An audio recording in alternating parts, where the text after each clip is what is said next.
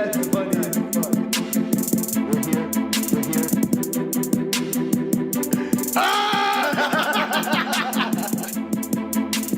Guys, what's up? We're here, another episode from Nothing to Something podcast. We got the new studio, we got a new setup. Look, I don't have a computer in front of me.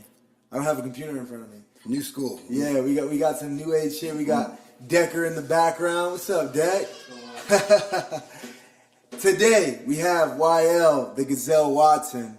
This is the second time I've had you on the podcast. Yes, sir. Glad to be back, man. How you doing, Danny? I'm good, man. I'm good. How are you? I'm doing awesome, man. Feeling good. Yeah. Coming off my freshly retired career from fighting, but still, still in the game. Just finished doing matchmaking my first professional card officially. 22 fights, turned out amazing, for one of the more older respected shows, Gladiator Challenge. So that was real cool, real exciting, something different in my career, a different kind of adrenaline rush, seeing something you put on paper come to life, man. I don't think I've ever been so stressed out the week of the fight. I kept having this dream that no one was going to show up to weigh-ins. All the guys I booked just got to decide, I don't want to, forget YL, we don't know him that well. He's not a real matchmaker. We're not going to show up to his show. That was like the biggest fear. I kept thinking that was going to happen. I remember showing up to weigh-ins and just wigging out and just being nervous. Couldn't even sit still. I'm standing and sweating and stinking from sweating. Yeah. And sure enough, everybody showed up. Everybody made weight. And the next day we had 22 amazing fights where it was pretty much even across the board, man. There was, you're always going to have your 1 or 2 or 3 or 4 fights that are just like tomatoes, but 22 fights on that card. The crowd was standing on their feet. We had some upsets. Mm-hmm. We had some, man. It was a really good card, man. I was really excited about it, man. Really juiced. We got another card coming in January. We don't have a date for that yet, but hey, man, holler at me. Anybody that's looking for a fight, pro or amateur, kickboxing as well. We're doing a kickboxing amateur shows. Kickboxing amateurs. Yeah, he let us do kickboxing amateur shows and amateur MMA and pro MMA cards. So. And who is it again? Ted Williams. He's been around probably, man.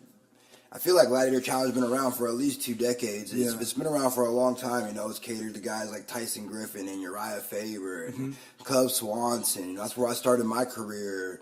Pete Williams. You name the fighters from the old school. They came through Gladiator Challenge and King of the Cage. And they move. So King of the Cage and those two. So I always get them confused, right? So King of the Cage is in Las Vegas, right?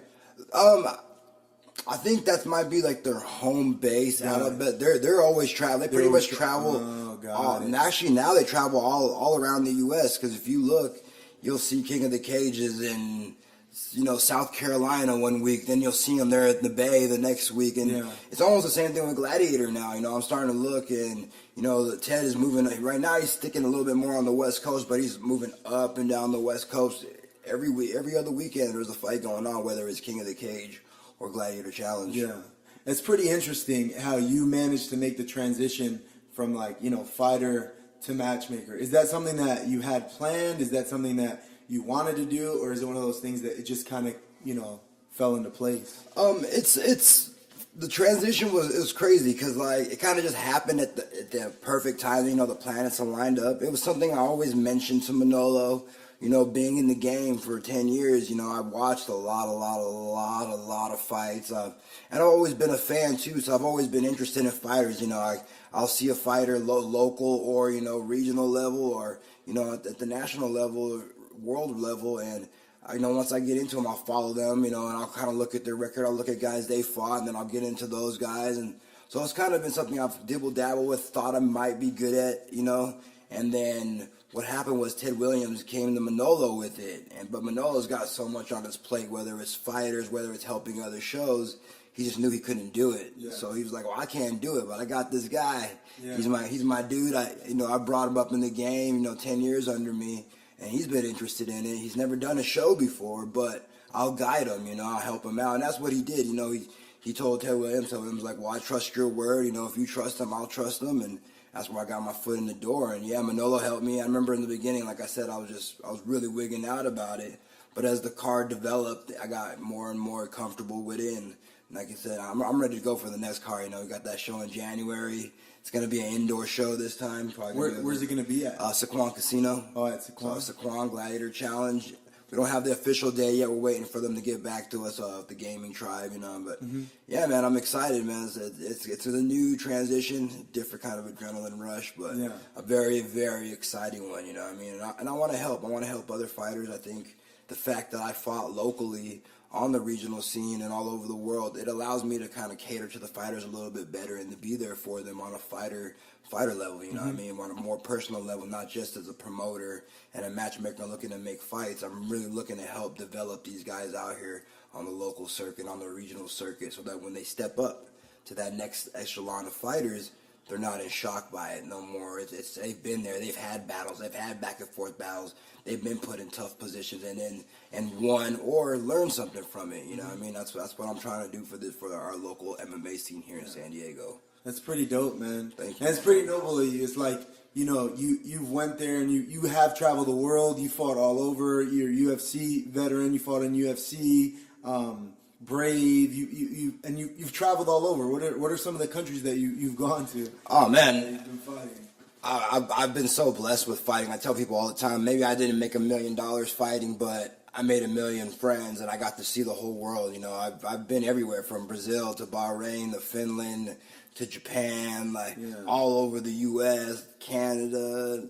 I mean, I've been so lucky and so blessed with fighting, and it's not going to end right there. You know, I mean, I still got this young batch of fighters that I'm helping bring up with Manolo, and we're still going to be traveling the world and still taking on the world. You know, as we wear our shirts, fight the world. That's still us, man, to the max. You know, and that's the cool thing. I feel like a lot of fighters didn't have that kind of guidance coming up, so a lot of times they don't know how to fade out or how to step back when it's time for them to step back. And the fact that I had, you know, Manolo and Bill and Tiger and all these, you know, awesome coaches that were able to guide me and show me and teach me so much and give me so much in my toy box and my arsenal to be able to give back, you know. Now here I am, you know, when I stepped back, I was able to jump right into coaching immediately and right into matchmaking and have another avenue with MMA rather than just being stuck or feeling like I have to stay in here because I don't want to step away. Because it's hard, man. Yeah, it's a hard. Even to this second right now, I want to slap on the gloves and get in the cage and fight under the lights. You know, I don't think that ever goes away from a fighter,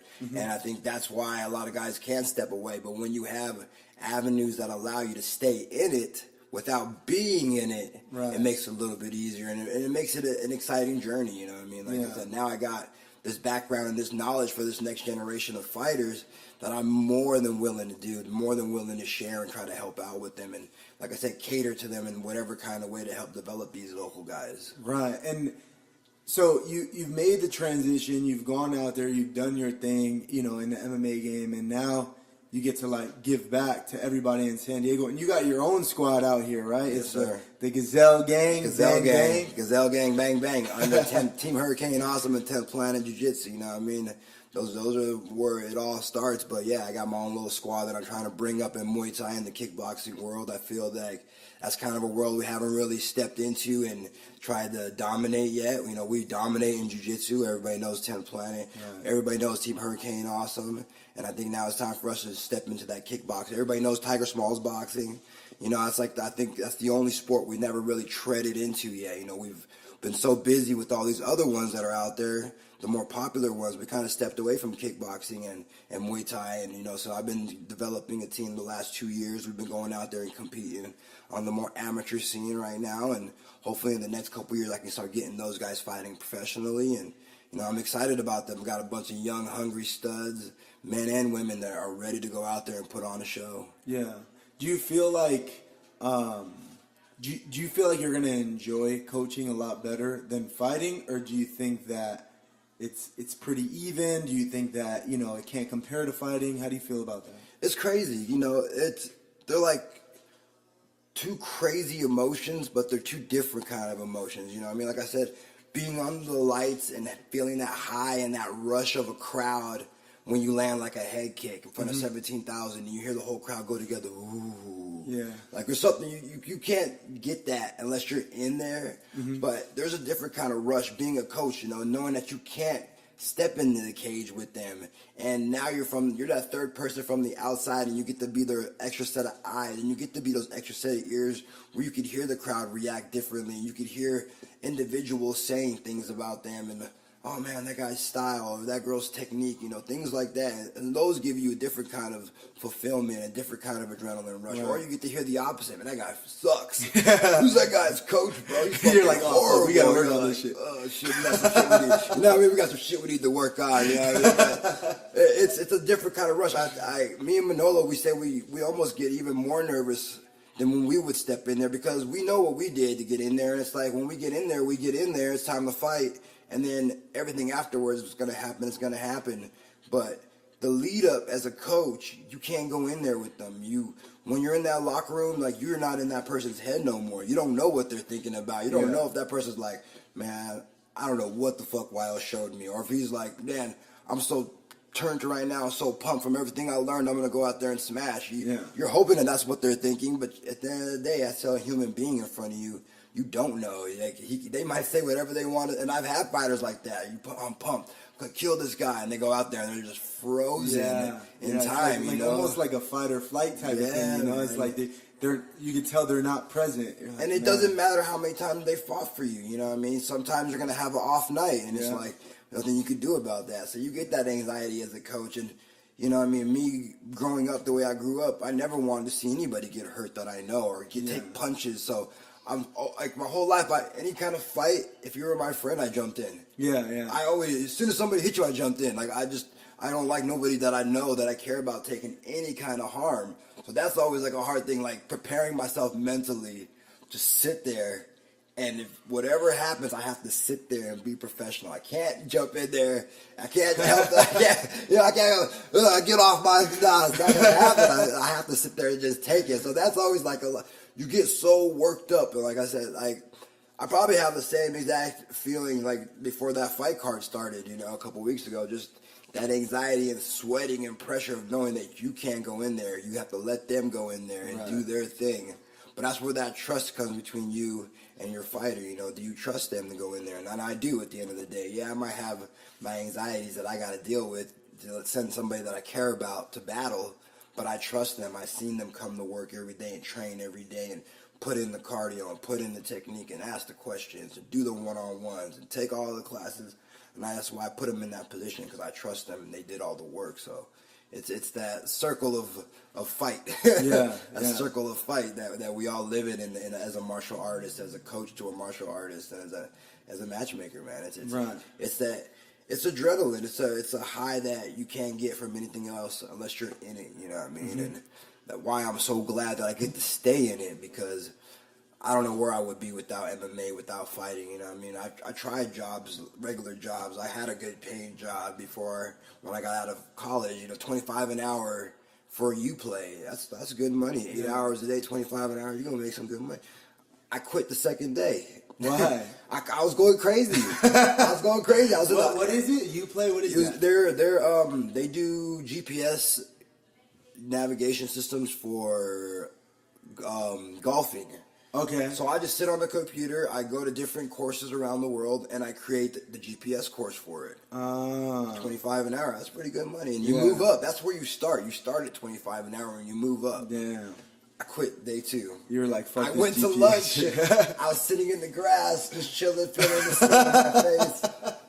I was like, then I started like thinking about being back in an office for 4 hours with no sun, no window, and just hearing. Yeah. I was like, I can't do it. Like, I'm out of here. I emailed my boss. I was like, yeah, thank you for the opportunity, but I'm not coming back from lunch. He sent me an email back. He said, I totally understand. I'll send you your check and mail. I was like, thank you, bro. It's not for me, man. I can't work a regular 9 to 5. I gotta be in it. I gotta be using my hands and my body, and not just using it. You know what I mean? Because that means I can go do construction, but I don't even think I would enjoy that. You know what I mean? I enjoy teaching combat sports to somebody. I enjoy teaching self-defense. I enjoy helping somebody get in shape. And, you know, I seen a video the other day of one of my top students right now when he first started and how he looked when he was hitting pads and how stiff he was to how fluent he is now and how he moves and how everybody looks up to him now. And I'm just like, that is why I coach. That is why I'm in this. You know, I'm to change lives. You know, I'm to turn people's perspectives around and how they view themselves. Yeah. That's crazy, man. So, you know, we've talked a lot about how, like, making the transition from, you know, from coach to fighter and, you know, matchmaking, right? But what I want to ask you about is matchmaking, because I've had Harvey Castellano on the podcast before. He's the matchmaker for Epic.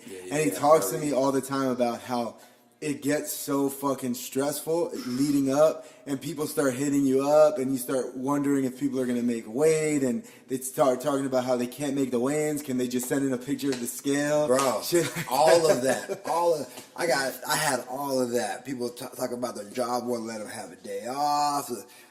Guys telling me, and my show is a ticket selling show, so you've got to sell a certain amount of tickets to get you a fight. You know what I mean? It's just, So you have to. How many tickets do you have to sell in order? you got to to sell at least 20, which is not that much when you Right. think about it. 20 tickets is not. Everybody should have at least 20 friends. Yeah. You don't got 20 friends, bro. You're killing me. You're killing me. You know, we would like 30, but we if you can sell 20, we're cool with it, man. We had guys telling me they sold tickets. They sold 20, so I was like, all right, cool. I prepared the promoter for a couple guys that didn't, you know, and they show up and they got 5. What? 5, 8. They were probably just hoping. They're like, damn, I got one more You know day what to I'm get rid saying? of 15 tickets. You know what I'm saying? I can do it. And it's like, bro, now you put me in a position where, like, that's my word. Now I got to go back and I got to smooth things out because I don't want to see you not fight. Yeah. I want you to fight still. That's why I put you on the card. I'm excited about the fight. That's why I hit you up. What do you do in that case? Like, do you, like, how do you manage that? Like, would you be like, hey, man, every week I'm just going to come and see how many tickets you sold? Like, It would almost you ask them seems for a like it- receipt or something? It almost seems like that, like, but it's hard because you got to think, like, how big San Diego is alone, you know what I mean? And some of the fighters I get from Riverside, and you know what I mean, Hemet. So it's hard. I try to keep up by calling them all the time, and you know, I'm hoping that they're being honest with me, you know, because I've been nothing but honest with them. So I keep it real with them. I talk to them at least a couple times a week. How you doing? How's your training? You know, how's your ticket sales? Do you need more tickets? You know, things like that. And you know, God forbid what happens. And then at that point, now they owe me a favor because I'm gonna pull a string for them to get on that card still because I want the fight to happen. Right. I don't want you to not fight. Your people already came. Yeah. Even if it is 5 or 8 people, that's still 5 or 8 people that bought tickets. Right. I don't want to disrespect them either and their hard work. So I'm going to let you fight. I'm going to pull a string for you. But now you owe me a favor. Yeah. You know what I mean? Now you don't know what it's going to be or when it's going to be, but I'm going to call you eventually and I'm going to need help. Maybe I'm going to need you as a sparring partner for somebody one day. Yeah.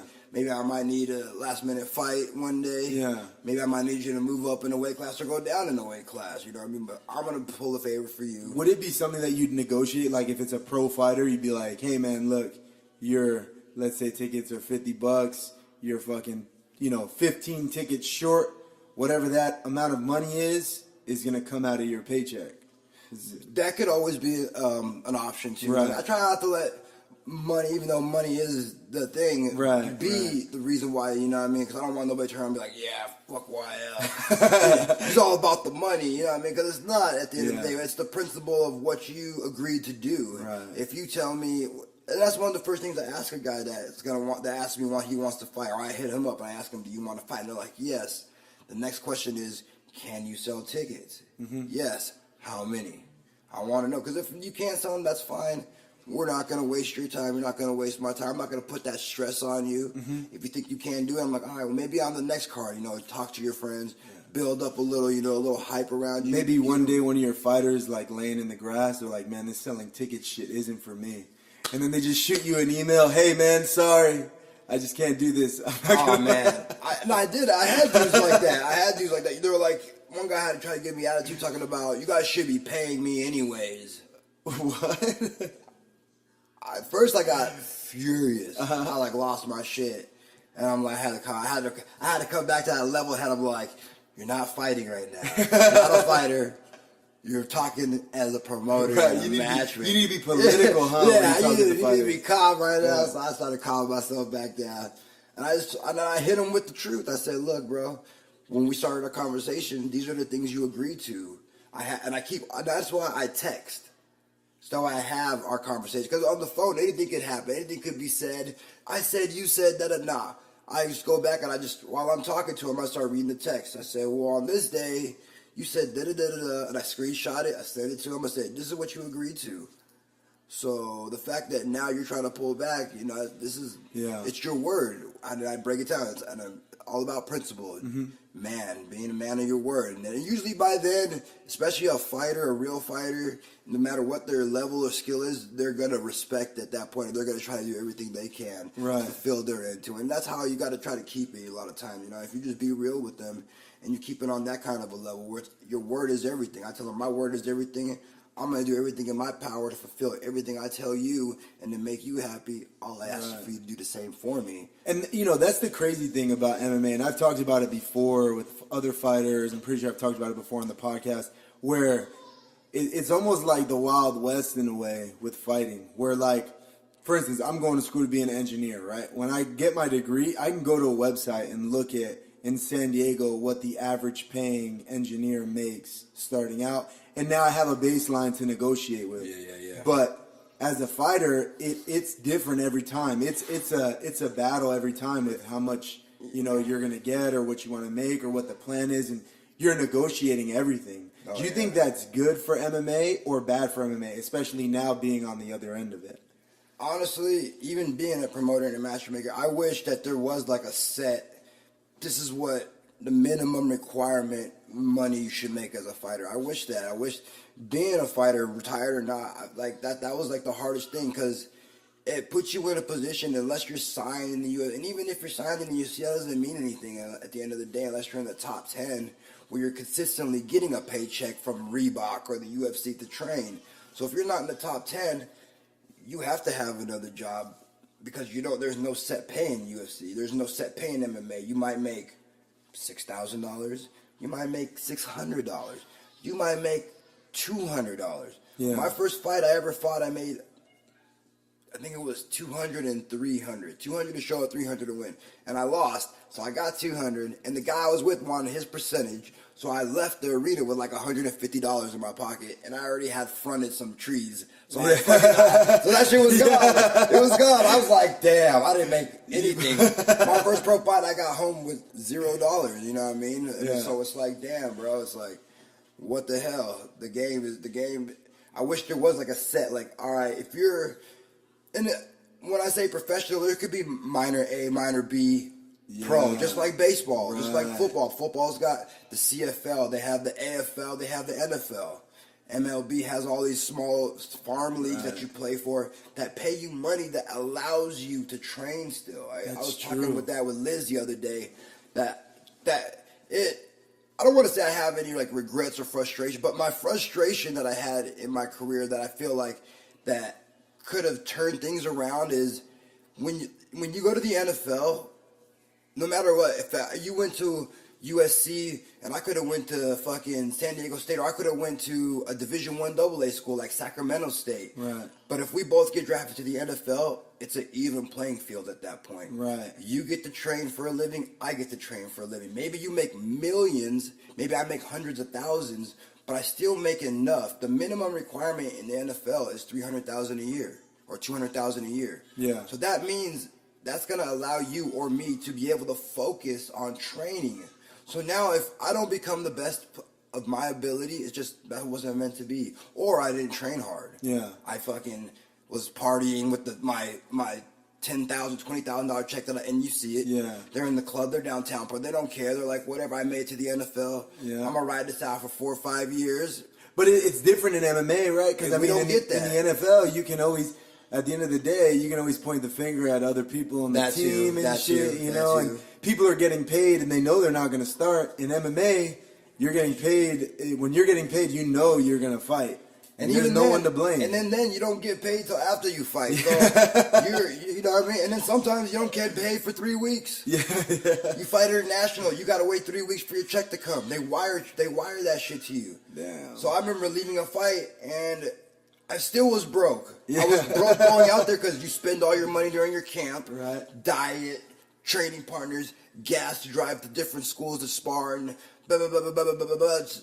Shit, you got to get to travel. And so you're leaving there with no money and you're coming back with no money. And then you got to wait 3 weeks before you can handle your bills sometimes. And then the other thing is that nobody ever talks about or takes into consideration or really, I think, understands is like everybody who helped you leading up to that fight. You know what I mean? Like, you know, like when you get to the highest level, you know, you eventually have to pay your coaches off. You have to pay training partners, people who are coming to your camp. You know what I mean? Like it takes a lot of money to get a fight. Whether it's $20 to bring a guy to come spar because you got to pay for his gas or whatever. Yeah.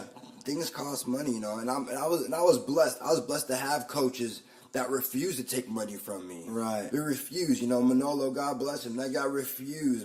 Uncle Bill refused. Tiger refused. I was trying to sneak things in. You know, I find different ways to you know, show them how much they mean to me. Because, yeah, they won't take a dime. But that's not how it is for a lot of schools. And at the end of the day, like I said, you still have to buy your food and things like that. So it's a tough playing field for MMA. And the fact that we don't have that even playing field for everybody. You know, I hear how some fighters could have 0 fights, be 0-0, but because they did something in college, they did something 5 years ago, a show will buy them 3 houses in different states and you know, set them up in a position where they have no choice but to succeed. And if you don't succeed, that's your fault. Yeah. That's not like that. It should be an even playing field for everybody. If we're going to consider this a professional sport, like the MLB, like the NFL, like the NBA, all those guys, girls have an equal opportunity to succeed when they make it to that level.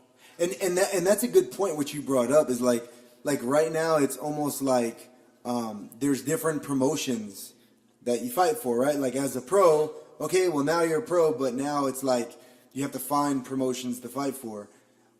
I'm almost curious to see if MMA would be better if instead of promotion there was like a level. Like even when you play softball, if you were to join a softball team, right? They like start you out like C division. You know then when you win, you come up to B division and A. And you know you're right. That would be smart, you know, for that to happen. But it's going to take money, and it's going to take people who don't want to spend the money, that have to spend the money to do it. You know, so it's I don't know. It's an interesting concept, man. It's really always blown my mind, this whole fighting thing. I know all these fighters who like they struggle financially, but you don't know that until you get in with them and you're cool with them, you're close to them. And other people are like, what? Yeah, I seen that dude on TV and blah, blah, blah. But they don't understand the struggle, you know? I tell people all the time, I'm like, because people are like, oh, you made it to the UFC. Oh, you were main event on CBS. I'm like, bro, I main evented on CBS for $2,000. For $2,000. $1,000 to show up. $1,000 to win. Thank God I submitted the guy, so I got an extra $1,000 finishing bonus. So I fought for $3,000 as a main event on CBS. Yeah, you know what I mean. That's just it's mind blowing. You know what I mean. It's mind blowing that's how 2 men that go into the cage and take a piece of each other's lives get for that. Yeah. That's what's happening in there. You're fucking each other up. You're like, bro, thank you for taking 3 years off of my time with my family. I appreciate it. I getting clipped in the head, or get hit in the back of the head, whatever it is, God forbid. I lost a little bit of my life that day. Don't tell me I didn't. I lost a little bit of my brain, a little bit of my sanity. Like, you don't tell me I didn't, and you're going to give me $3,000 as a reward. That's just like... It's so disrespectful to the fighter, and not just to me, to any fighter. You know what's crazy? That the irony of it all, when it comes to that, is like somebody's listening right now in the Midwest, and they're like, $3,000, pussy, that's good money. Yeah, but it's like, I'll fucking do that there for $1,000. But the thing is like out there in like Wisconsin, $3,000, you can probably pay all of your bills in a month with it. I feel in California, in San Diego, bro, $3,000. It's gone. That's gone when you pay your rent. It's gone. Yeah, you know what I mean. That's your rent. Like that's your rent. That's your rent and like one bill. Right. One bill. And you got like 10 bills if you live in San Diego. You know Yeah, what I'm for saying? real. And it's Bro. like San Diego or Southern California as a whole is the mecca of MMA. You know, so people come. How many people? We have so many people at the gym Bro. that have come from the Midwest just so they can train. You know, and like it's so much easier in other parts of the country. You know, but you want to do the sport that pays you the least, and you want to be in the best place for it. And then you come out here and you're in the city that is the most expensive. The you know? most expensive, yeah, man. I remember talking to some of these fighters that are transitioning from amateur to pro, and they're like, "That's the whole reason why I'm turning pro is to make money." I'm like, let's put a break on that, and let me explain to you how it's really going to be for you, bro. If you're getting into MMA for money, be ready for a long road, possibly never happening. You know what I'm saying? Like I said, I did it for 10 years. The most I probably ever made in a year off of fighting was when I was in the UFC. And it wasn't, I could tell you that at the time, a manager at CVS would have made more than me still in that year. Yeah, it was cool money, and I was blinded by it, but when I looked at the bigger picture, when I was doing my taxes, that's when all the perspective kicks in. You start doing the taxes, you're like, oh man, that's all I made, but I was spending this much. Oh, yeah. But yeah, man, that's when I was like, damn, I could have made the same amount. Yeah, maybe I would have been doing something I don't like. So that was always what made everything okay for me in fighting, whether not making the money or making the money, sponsors not sponsors, TV not TV, is I loved what I did. I love what I do. It makes it easier to take a pay cut when you love it so much. Right. You know, I'm like looking at the contract, I'm pissed off, I'm feeling disrespected, but I love it. I love the lights, I love the cage, I love everything, the build up, the hype, the training, the anxiety of can this guy beat me up or not, the shit talking, everything. I love everything that comes with it. So you sometimes overlook the pay. You're like, oh, I get it, it'll come back around. In the circle of life, it'll come back around. And you know, sometimes unfortunately it doesn't happen in the game, you know what I mean? Right. And sometimes that's a helpful deciding factor in why you should step away, you know what I mean? If you're going to sacrifice everything you have for it and you're not going to get paid right for it, you might not, or maybe you shouldn't do it on a regular basis anymore. Maybe do it for fun, maybe do it to help others. But yeah, man, 10 years of making scraps is tough, man. It's tough, but like I said, at least I loved it, and that's what made it easier for me to continue to go about it. But nowadays, I got 2 little ones. You know what I mean? I got a family. Yeah, lots changed, man. You got your family now. Wife and 2 kids, 2 little boys, one here, one on the way. So, you know, I got to do what's right by them. You know what I mean? I want them to live a nice life, a fulfilled life, and not a stressful life. You know, the way I came up. You know, we weren't rich, but we weren't poor either. And I don't want my family to come up in any kind of struggle. I want my kids to have things that they need and things that they want also. Yeah. And, you know, it's crazy. Like, if we were to put it into perspective and compare it to another sport, it's like if in the NFL, the quarterbacks and running backs got like $1 million paychecks and everybody else was just getting like, yeah, that's pretty much what it is. That's really what it's like. That's what pro fighting is like. That's pretty much what pro fighting is like. Imagine like going to the grocery store and like the fucking linebacker for the Chargers or you know what I mean? Like the linebacker from the Patriots is just bagging your groceries. You know what I'm saying? And you got to make ends meet. That's the realest, NFL doesn't pay that's the well. Realest talk. Because you call it Uber, you might run into an MMA fighter. You go to a Home Depot, you might see him stocking the shelves. Yeah. You're like, bro, I saw you on whatever, Spike TV, whatever. And they're like, yeah, but I only made X to X. You know what I mean? X amount of money. I need to be in here. I got to feed my family. You know, like I said, unless you're in the top, and even then, I saw Michael McDonald. He was number 3 in the UFC. He left. He said they offered him a fight, and he said he didn't have enough money to even have a camp. Damn. How are you number 3 in the UFC, which means you're number 3 in the world, right? And you aren't getting paid enough to have a full camp, to have a legit camp to fight a number 2 contender or a number 1 contender?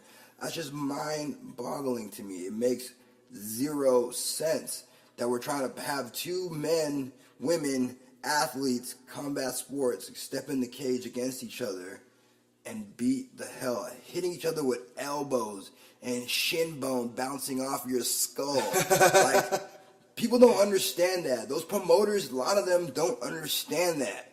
They were never in there. They never felt the shin bounce off their face, off their nose, split their face, the elbow bounce off their head, their body buzzing from a shot. They never felt that shit. That shit is real. The fact that another human being is willing to continue to fight after taking shots like that, you need to reward them for that. They need to be rewarded for that. They don't understand what fighters are doing to themselves in there. You know, unless you've been in there yourselves, and they don't sympathize. They look at it, like, I hate to say it, it's like the old school. They just think we're like two pit bulls going in there, fighting to the death, and it's like, here's your little bit of money. Do you think it's going to change? Do you think that MMA is going to evolve and eventually it's going to be where it needs to be? Oh, yeah. I think it's going to change. I think one day, you know, it's probably not in my distant future, but in the future of us all, our kids, I think, are going to grow up in a world, the next generation where that's where it'll be like a UFC draft. It's going to be, or like a Bellator or like draft. a WBC, you know, where you've got a set champion, you can make money and you can work your way up to there. Not where it's like, well, if you got a big mouth or you got like a cool story, then you're gonna get some sponsors that allow you to get there. Like, that's what it is. Or if you're a girl and you're sexy, then they're gonna put money into you. Like, I think that's so degrading to the women. You know, everybody's gonna be like, oh, we want equal rights, but then you only give girls that look good the opportunity to succeed. And if the girl's not, you can't put her in a bikini, you're not going to help her succeed. You know what I mean? Yeah. Or, and you know, it's even like that for dudes. Like, what's his name?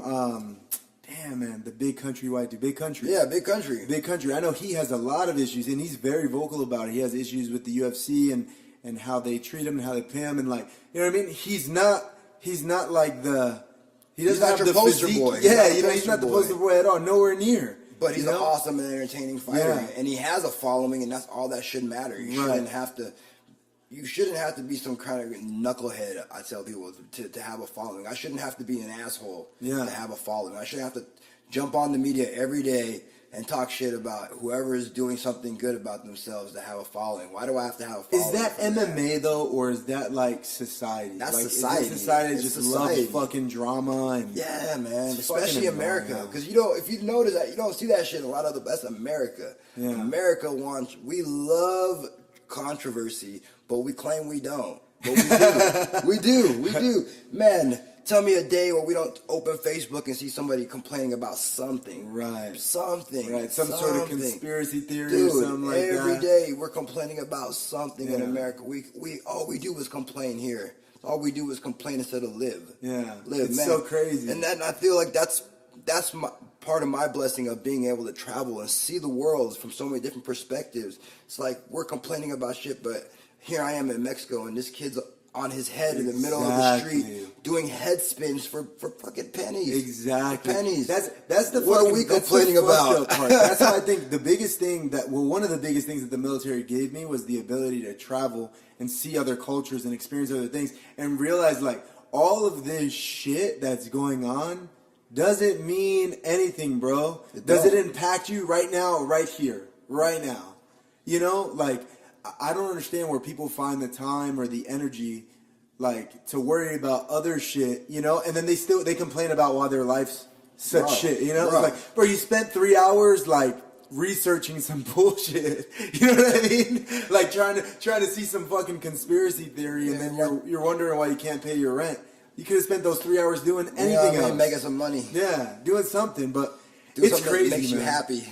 Yeah, it makes you happy, man. And you know, and that's what the podcast is about. You know what I mean? It's like I really, especially having kids myself now, and like growing, you know, getting out of the Marine Corps and like just having a different perspective. Being a student, I go to school with these fucking 18, 19-year-old kids, and I go to a community college, which is even worse because half these kids really don't want to be there. It's like their parents gave them an ultimatum. You want to stay in my house, you're going to fucking go to college. You know what I mean? So like I'm going to school and I'm trying to take this shit serious, and then I got like fucking Jim next to me that just, you know what I mean? He's a kid. There because mom made him. Yeah, and he doesn't fucking know anything or understand anything. He's there to look like he's dressed to go to a club instead. Yeah, you know? What I'm saying? Oh, man. It's so crazy, but it's really given me perspective on life, and it's really made me more passionate about like the message that I'm trying to push in the podcast is, you can really do what the fuck you want to do. You just have to fucking do it. So many people complain about this and complain about that, and they complain about their situation,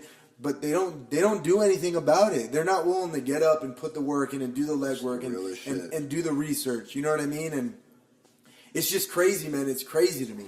Oh yeah, man. That's how I look at life. You know, I mean, like I remember high school, for an example. You know, I was struggling. I was like a year behind, and fucking everybody graduating and shit. I remember having to watch all my friends that I grew up with walking, and I couldn't walk. I was standing in the crowd watching them, and I'm just thinking to myself, like, all I had to do was put my mind to it. Like, I was seeing guys that I knew were fuck-ups walking, and I was like, damn, that guy even graduated, and I did it? And that's where, that was my perspective right there. It was like, damn, all I gotta do is just try in life, and maybe I'll succeed. And sure enough, the next year, I graduated top of my class. I got to give the speech at school when we were graduating. Oh, for real? Yeah, like, I was such a big turnaround. They had me give the speech. Yeah. Like, I scored a perfect score on my state tests. Like, yeah. and like, all these things, but I thought I was stupid, and I thought, like, it was like, nah, it's like, if you put your mind to something, you could do it, man. When I got to college, I was a 4.0. I had a 4.0 in college. Like,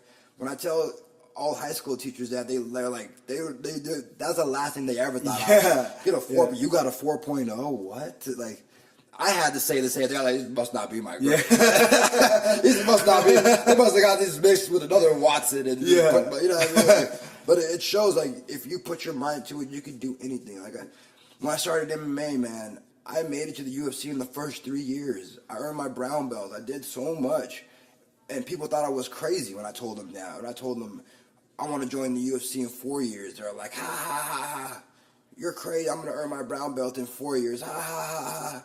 You know, I got laughed at by people. But those are the people that are afraid to dream, that are afraid to go out there to succeed. Yeah, those are the people that are still doing the same shit they were doing when they laughed at you. you. It's easier to do the same shit they were doing as they were 16. And that's literally what they're doing, the same shit when they were 16 years old. They didn't change their perspective. They didn't change their mindset. And, you know, I'm so thankful that I didn't grow up that way, that I had, you know, hardworking parents that showed me that hard work is where it's at, and that I was able to jump in it and to try it out myself, to have something click inside of me to be like, dude, do you want to be this loser, or do you want to try in life and see what you can succeed at anything? And I'd rather try at everything and fail at some, but at least I tried it, you know what I mean? I can say that, and that's, you know, that's where my even courage to even jump into MMA came from, and the ability to stick with it for 10 years and to achieve the things I did in MMA. You know what I mean? I fought for 5 titles. 4 of those were world titles, won 3. Like, I've been very blessed, but at the same time, if I didn't have that mentality to go out there and try and to not worry about the next man, don't worry about this person doing, don't worry about what that person doing, just worry about me. Be a better YL every day. And every day I wake up to this day, that's what I do. When I wake up, now that I'm not in fighting, I'm like, what can I do to be a better YL today? I'm like, all right, I didn't teach a better class today. I got these new combos. I'm going to teach them a better way to defend ourselves. I got these 2 guys I want to match it. You know what I mean? How can I help Khalil? How can I help my wife? You know, she's pregnant right now. Can I do this and this to help release some of the stress for her? Can I take Khalil off her for a couple hours? You know, what can I do? Every day I wake up, I don't worry about what the world's doing. I don't worry about what Trump's doing. Right. All that shit. I just worry about what can YL do to be a better YL today, to help everybody else have their life just be a little bit easier. Exactly, man. That's crazy. How do you feel? I want to ask you, right? How do you feel about, because you're about to have a second boy, so 2 boys growing up in the house. Their dad was a fighter. He's a matchmaker. They're a coach. They're going to be around the sport a long time. They're going to grow up, you know, fighting each other and playing rough. One day they're going to come to you and they're going to say that they want to fight. How do you feel about that? Man, I mean, when I went to my parents and I said I want to fight, they lost their shit. Mm-hmm. They were like, oh my God, no. And at that point, I was already an adult, so it's not like they could really do anything about it, you know? It was like, and I remember being a kid and going up to my parents and like, I want to box. They're like, nope. I want to do karate. Nope. Mm-hmm. They're like, I want to play football. Okay, so they let me play football. And growing up, and now like going to college and learning about brain trauma was no better than anything else. It's anyway. not. I saw me and Melanie watched Concussion the other day, and she was like, "Babe, you need to get checked for CTE because this shit is some real shit, bro." And to think of like our era when we played football, we didn't have these awesome helmets they have now. These Revolution DNA, and you're right. They have so many crazy helmets now. And now they don't like even in high school. Like the practices aren't with full pads, bro. We used to smash each other. I was in middle school doing full contact in football every day. Full contact from middle school. And they used to teach us to lead with our head. Yeah. To hit another guy in his head with our head. They called us headhunters. Yeah. You get a sticker. You get a sticker on your helmet. You had the for biggest knocking hammer. fools out with your head. Oh, look at that hammer. Bro. And you wanted to rack up as many hammers or axe murders as you could. Dope-ass design. Bro. My helmet. You know what I mean? Oh, my God. So just to think of like that. So it's like, if football is just as bad, it's just like at the end of the day, if they want to fight, I got to let them. I got to just be a big supporter because if you don't support them, they're going to want to do it anyways, and they're trying to find a way to do it behind your back. You know, I don't want them to have to do it behind my back. I remember training students that like their uncles were bringing them in because their mom didn't want them to do it, and their mom didn't know. I remember adults that I was training that their parents didn't know they were training for 2 or 3 years until we took them to their first amateur fight, and they got a black eye, and they're like, I guess my mom's gonna know now. Like, what? Your mom don't know? I'm like, oh, bro. So now you put me in this position where like now they're gonna hate me because I'm the one that's taking. You're the enabler. You know what I mean? Like, what are you doing, man? So I don't want my kids to ever keep anything from me. No, I know they're gonna do that. I'm gonna do my best to show them that I'm open and that I'm understanding everything because I was that dude. I was a young wild. I was a super wild ass kid. I was a terror to my parents. You know, so. I'm going to try to, be as understanding as possible. And if they want to fight, I'm going to help them. I'm going to, guide them successfully or rightfully. I don't want to say rightfully, and slowly. I'm not going to have them rush into anything. I think that if I could just have them look at it more as fun than like, oh, we're fighting, I think that'll be easier, Like, I want to put them in wrestling and jiu-jitsu right off the bat. I think that's... Whether they want to stick to it or not, I think that's just important to learn that kind of control and that kind of strength of your body. I think that's very important to have, So I'm going to put them in that as soon as possible. And if they want to stick to it, awesome. If they look at me like, Dad, I hate doing jiu-jitsu and wrestling. I don't ever want to do it again. I'm going to listen to them and be like, all right, well, what do you want to do? Because you got to do something. Yeah. And now let me ask you this, right? Because we're at the point with Annalise, right? We're like, we wanna encourage her to do something, right? But she's like, I wanna do this, I wanna do that. Do you feel like there's a point where you have to be like, look, you're gonna try this for like a year. You're gonna do this, and if you don't like it after that, then we'll try something else. Or do you think that like if they don't like it, they don't like it, and then we just try something else immediately? I think with kids, if by like the third try, they know.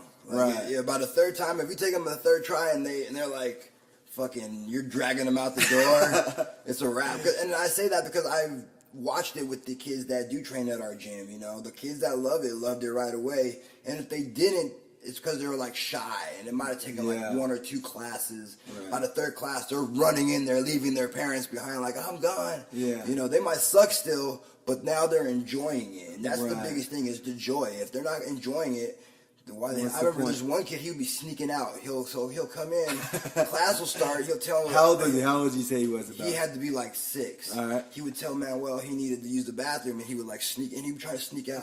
He'd come to the front desk, he'd be like, where's my mom? I'm like, what are you doing? And he's like, I want to go home. Like, he didn't want to be there. And I remember I took him outside, and his mom like yelled at him to go back to class. She's like, wait, no, you get back in there. Like, and I'm like, dude, why are you going to make the kid be here? He don't at that point, he really doesn't like it. Oh, he's resenting the Not only is he gym, saying it, but his actions are screaming. Dude, he's hating it. Like, and now he's mad at you all the rest of the day.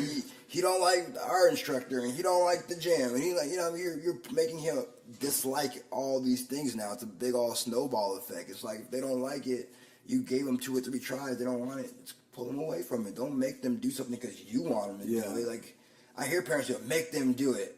What do you mean make them do it? They're still a human being at the end of the day. They don't have an opinion yet. No, but they have, a personality. their own thought process. Yeah, and they don't want to do it. They'll just make your life hell now. So why are we all butting heads and being mad at each other if we could agree to disagree and just move on? It's so funny, man, because the perspective of a parent is completely different than the perspective of somebody who doesn't have kids. So I'm taking this English class, right? My professor doesn't have kids. Obviously, all the 18-year-olds in there, none of them have kids, right? And we're reading this book called Fences. Have you ever read Fences? It's a play. It's been years, but yeah. Yeah. So basically, Fences is about this guy, and he's really hard on his son, and he's trying to build this fence, and his son wants to play football, and it's like in like the 60s, and it's a black family, so the guy, he didn't make it in baseball, and he felt like it was because he was black, right? And I mean, in like the 20s, 30s, it very much could have been that. And his son was going to get drafted to play college, and he didn't want his son to get drafted. This is just a portion of the play, right? And he doesn't want his son to get drafted because like football isn't going to get you anywhere. You need to do some sort of job. You need to work. You need to make money.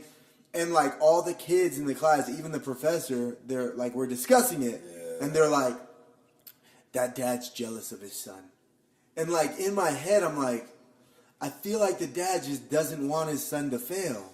You know what I mean? That's exactly what it is. The dad just doesn't want his son to fail. And he's going about it the wrong way, but it's like, it's crazy. And it's like that with fighting. I think about that like when Thaden and Annalise and Delia, and when they want to, when they get to that point and they want to do something that like I've done and like I understand the difficulty of it, am I just going to let them do it?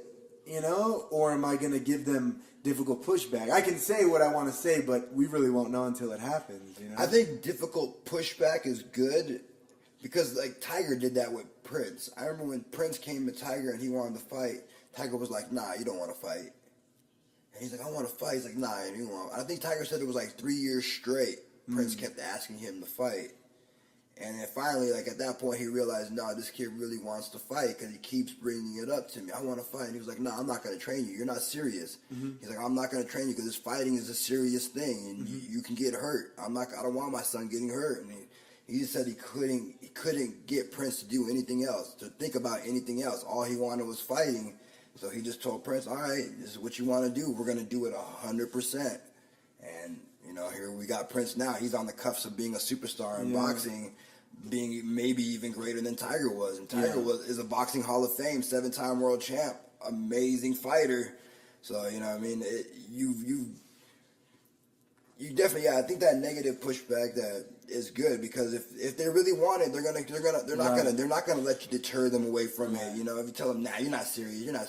Oh yeah, I'm serious. And then, you know what I mean? All of a sudden you go in the room and they're doing push-ups and they're doing burpees. You got to take him serious. And then you come in the next night, he's doing it again. And, you know what I mean? He asks you again. You're like, nah, get out of here. And he's like, you know what I mean? But he's showing up to everything and he's doing everything to show you. Then at that point, you got to take him under your wing and you just got to be the one to guide him, and to be his ultimate protector, kind of like Tiger is for Prince. At the end of the day, Tiger is his manager, his coach, everything. So he knows no one's going to be able to take advantage of him. And he knows how far he could take Prince and the potential of Prince right now, you know what I mean? And I feel like that our kids will have that over us, They're going to have our genetics and they're going to have better genes and more explosiveness and more smarts. And, the fact that they get to do it at such a young age and be around it at such a young age, they have more chance to succeed.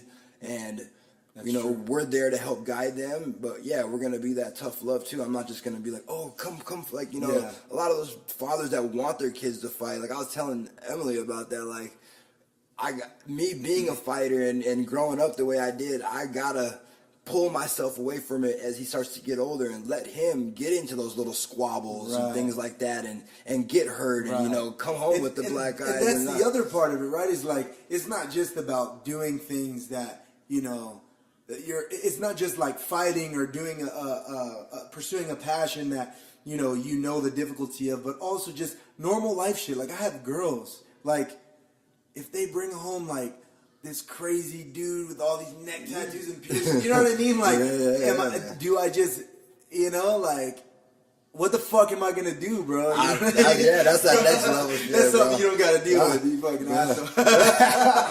He's like, I don't know, man, it sucks for you. That's a real one. Hopefully my son's not that one with all the piercing. And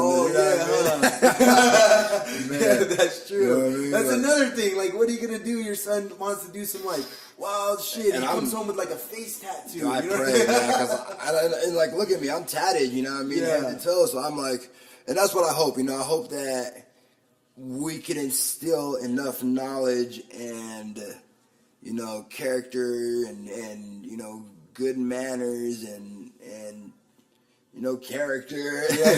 And just everything. And just you know raise them to be like, good people. You know what I mean? To be crazy, but not over the edge. You know what I mean? Because we're all crazy at the end of the day. Anybody that gets hit in the face for a living, you got to have a couple screws that are loose upstairs. You know what I mean? But at the end of the day, we all have a conscience. We all are able to have perspective. We're all able to stop and think before we do certain things. And I think that's what makes us different. That's where we're like one step away from being in prison or not being a fighter. You know what I mean? The fact that we can stop and think before we react, where some people can't. They're just they just react to things, and then they deal with the consequence later. We're able to think 10 steps ahead and be like, well, if I do this, and that's going to happen. And all of that went through your head in 2 seconds, you know, where somebody's, just start reacting, and start swinging on somebody because they're upset about something, you know. So that's one thing that I think about all the time when raising my kids. Like, I just want to instill, I think the most important thing to instill is critical thinking. You know, definitely like, critical thinking. That's even little things like if Annalise leaves a toy outside, and I'm like, hey, where does that belong? Why'd you leave it out there? Just little things, and I'll walk her through this process because I want to develop that thought process where, you know, she's doing step by step. You know, 1 + 1 is 2, and 2. You know what I mean? And, man, that critical thinking. That's key. I think that's the key thing with kids is letting them analyze shit on their own and understand it. You know? Oh, so important, so important. Yeah, man. It's just next generation. Everything's done for them. Yeah. I got a coffee the other day at McDonald's, and when I pulled up, they put the pumpkin spice. Did she put the cup down? Okay, hold on. Now, what got you on pumpkin spice, real quick, bro?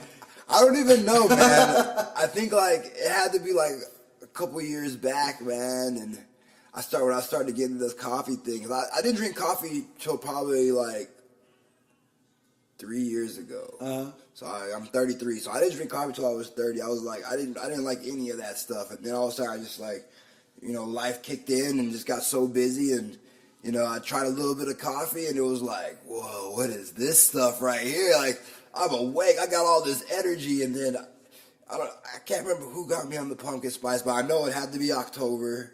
You know, and they got me on the pumpkin spice, and then I was like, I'm hooked. And then to find out you only get it 2 months out of the year, that's like the bigger incentive to get it when it comes in. You're like, man, I need that pumpkin spice right now. What I'm also on is that horchata. It's an horchata latte. It's an AM PM. It's an extreme horchata latte. It's pretty bomb. It tastes like horchata, and you just get juiced off of that. So I'm like, man. So man. That pumpkin spice. So you went to McDonald's. You got the pumpkin spice. Yeah, man. And the fucking person at the clerk, whatever you call him, the cashier, sticks the cup. Like when I pulled up to the door, they're sticking the cup into the machine, and all they gotta do is hit a button that says pumpkin spice latte. Yeah. They're not even making the pumpkin spice no more. Like they've dumbed it down so much. Yeah. You're pressing what the person asks for. You're not even making it no more. Yeah. You're just pressing buttons. You're just pressing buttons. Like you're a tech. They're gonna change the name to McDonald's technician. You know what I'm saying? These fucking phones do everything for you. Imagine the shit we used to have to do when we were younger, man. The phone numbers, for an example. We used to have to memorize phone numbers. Right. Lots of them. The more friends you had, the more you had to memorize. I think about when I would wake up in the morning as a kid and like enjoying the journey and the process was a part of it. But we wake up Saturday and you're like, I gotta go meet up with my friends. But you have no idea where the fuck they are. You gotta go look for them. You get on your bike and you go look for them. Oh, man. You know what I mean? You ride around look. Hey. Hi, Mrs. Pinero's. Are they home? No, I think they're at Mike's house. Oh, okay. Now you gotta get everybody. Kids today would be pissed. This fucking guys. I'm tired of riding my bike. Bro, that's the realest shit, bro. Wake up and be gone all day until the street light comes on and you gotta go home. These kids wake up now, I'll go to a house and play video games. That's it. You know what I mean? It's like, it's I saw that coming in though, like towards the end of my generation. Like it really did start with my generation. I grew up all older cousins, older brothers and stuff. So like, I remember it. I remember like in like early high school, late middle school, a lot of my friends, they would just want to play video games. And like, bro, I'm not really into video games like that. You know what I mean? And I wanted to go outside and fucking play. So I saw that, and now it's, you know, it's even worse. It's so rare for you to drive around and see kids outside. It's so rare. Bro, it used to be I don't know where I was a regular thing.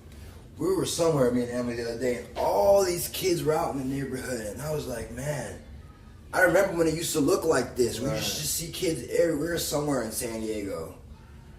And yeah, man, they were just out everywhere walking and playing, and I'm like, dude, where is this? You don't see this anymore. Like, you used to see that everywhere. Kids are walking and playing in groups everywhere. Yeah. Nah, the streets are empty. It's quiet outside. Yeah. It's crazy, man. These kids they're lazy, man. They're so fucking lazy. It's also crazy though too, because if we were, you know, people had this conversation in like the 40s, and they were talking about how like, you know, Elvis gyrating his hips on stage and shit, how inappropriate. You know what I mean? And it's very true. It's like now we're the old people complaining about a bunch of people. You know, the kids are probably laughing at us. For real, you know? Man. The future, man. I mean, I don't know if it's good or if it's bad, but it's happening. And it's happening. It's just evolution, you know? Yeah, definitely evolution. And, you know, we get to be that next generation, be like, in our age, you don't know nothing about heart. Well, shit, man. We're gonna wrap this up a little bit, guys. We're gonna barbecue tonight, so sorry you can't come and hang out. Grub on. Yeah, we're gonna get it in, man. Hey, I always ask about the from nothing to something moment, right? And I asked you last time we were here about what was your from nothing to something moment when you realized you wanted to fight. So now that you've transitioned, right, and you're I feel like everybody every day takes a step towards who they're supposed to be, right? Yeah. So like, you are becoming that, right? You're in the next stage. What was the from nothing to something moment where you realized that this is where you want to take it, this is what you want to start doing?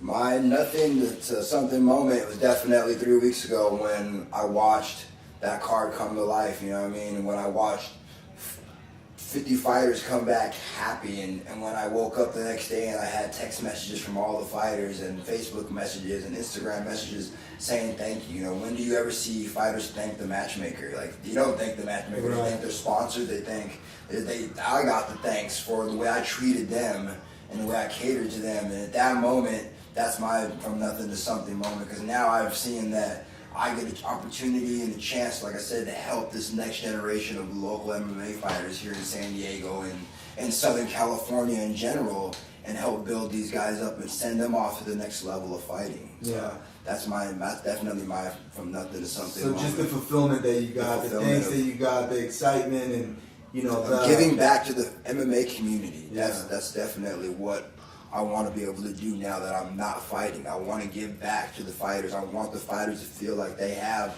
somewhere they can go, that they're going to be listened to, and we're going to cater to them and help them out and get them and help build their career and help send them off the right way. Not just give you tomatoes to fight so that you're 8-0, but give you fights that is going to build you up, that's going to test your character and your will and allow you to be ready to go to the next level. Because that's how I was brought up in the game. Every fight I fought was a harder fight, was a life-learning fight for me that prepared me for the next level. And that's what I'm going to try to give back to this generation of fighters. Nice, man. Nice. You got any messages you want to give? Any shout-outs? Anything you want to... Shout-outs, Richie Man. Shout-outs, Richie Boogeyman Martinez. Man. Competing tonight, EBI, Richie. Combat Sports, Combat Jiu-Jitsu. Shout-out PJ Barch, you know what I mean? Those are...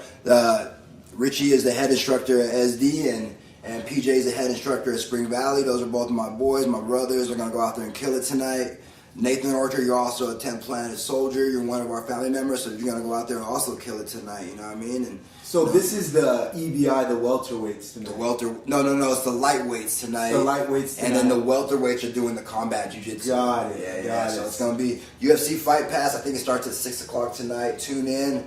nothing but exciting. This is where jiu-jitsu is at now, you know what I mean? Submission only, going in there. These guys are going to kill it, representing. And the other guys that are competing tonight, too, are also exciting. Everybody that is on that EBI card is an exciting fighter. As far as jiu-jitsu goes, they're all killers. They do nothing but look for the submission.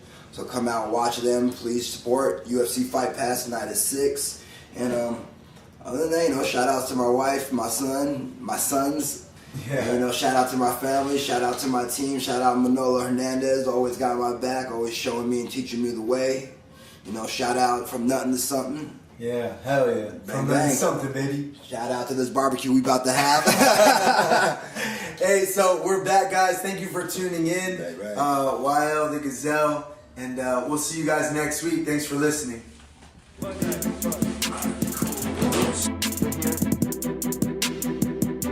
Ah!